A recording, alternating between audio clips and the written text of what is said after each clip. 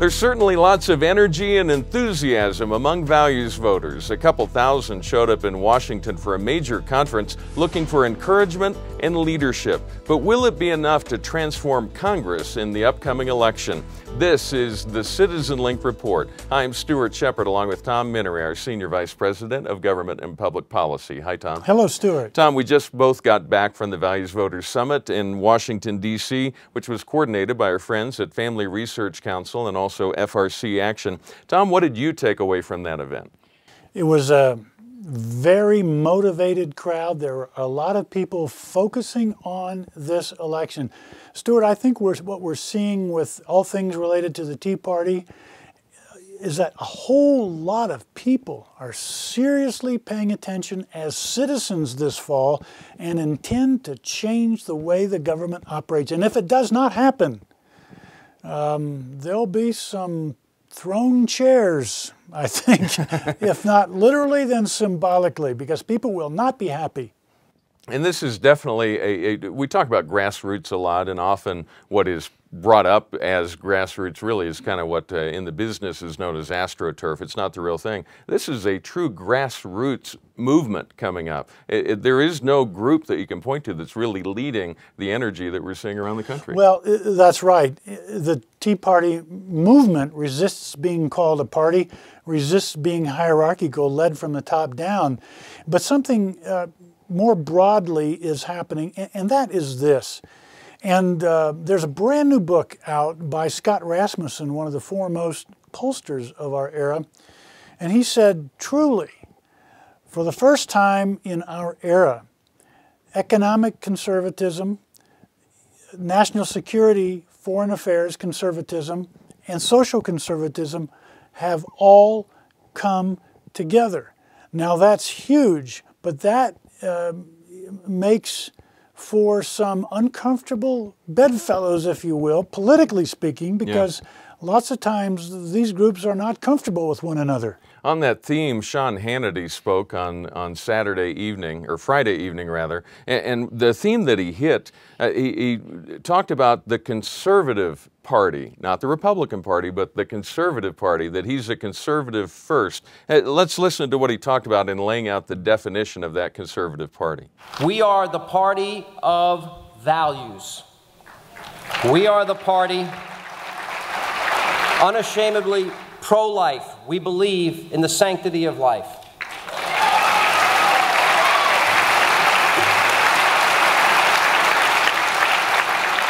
We believe in the sanctity of marriage.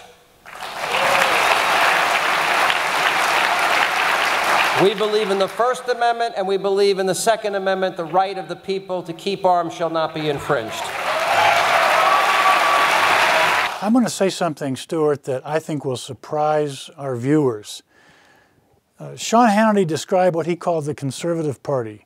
What he described, particularly as it relates to the pro-life issue and the marriage issue, I'm not sure that represents the emerging leadership of the Republican Party, and I speak specifically about the House of Representative conservatives, or the Republicans in the House of Representatives who will be in leadership probably after Election Day, actually when the new Congress takes its seat in January. I do not know if they will embrace the pro-life issue and, believe it or not, the marriage issue as well as Sean Hannity embraces it. And the reason I say that is this. As we speak, the House Republican leadership is about to release its set of principles for how it will govern when it takes the leadership. And it's nip and tuck. It goes back and forth over whether pro-life and marriage will be mentioned as part of those principles. Now, just recently, John Boehner, who's likely to become the next Speaker of the House as a Republican, said marriage will be in that document. Now, he had to say that because a lot of his colleagues really don't want it in there. In Washington, D.C., they're simply afraid of the marriage issue because of the heated opposition from gay activists who believe that anybody who does not embrace same-sex marriage is a hateful bigot. So what I'm hearing is it really is a time for redefinition of the party to make it a conservative party. I'm so glad Sean put it as plainly as he did. And I hope that a lot of emerging Republican leaders heard that speech. Newt Gingrich also spoke at the event. He talked at length about the war on terror, but then he also zeroed in on how out of touch the Obama administration is with the country and even with his own party. They can't get their Center for Medicare and Medicaid Services person appointed. They give him a temporary appointment. He spends more money than the Secretary of Defense. Can't get through a Democrat Senate. They just now created a brand new czar, that's not their title, but a director of reform for all financial institutions. They gave her a phony appointment because they can't get her through a Democratic Senate. There's something fundamentally wrong when the President of the United States appoints people so radical they can't even be approved by the Senate of his own party, and yet they're going to have real power. That is well said. I don't think anybody can put it as plainly as Newt can on issues that are fundamentally complicated, but he simplified them. It is true that President Obama has been laying the blame for not getting things done on Republicans, but the fact is he has overwhelming Democrat majorities in both the House and the Senate, and as Newt says, he cannot get the people he wants through his own Democrat majority. That was well said. FRC Action President Tony Perkins was being pulled a lot of different directions at this event since he was heading the whole thing up. But he made a special time just to talk to us for a few minutes, and I asked him specifically to describe his assessment of where we are at this point in history. At this point in time in our nation's history, given the path that the nation is on, the debt that's accumulating, the government expansion, that we are at a critical deciding point that if we don't take back this country and turn it around and move it back toward its founding principles, that we'll soon be at a point where it's too late and it cannot be done. I would argue that history may show that this was one of the most important elections in the history of this nation. Tom, politicians like to say that when they're running for office, but it also is something that has to be true at least now and then in the course of history. Is this a time when this is one of the most important elections in history? Well, it seems to be, and the reason is that for the first time, the American people have seen unchecked, unbridled, left-wing liberalism at play in Washington, D.C., and people are saying, we don't like it, it's too expensive, it's not getting done for us what government needs to do for us, we reject it.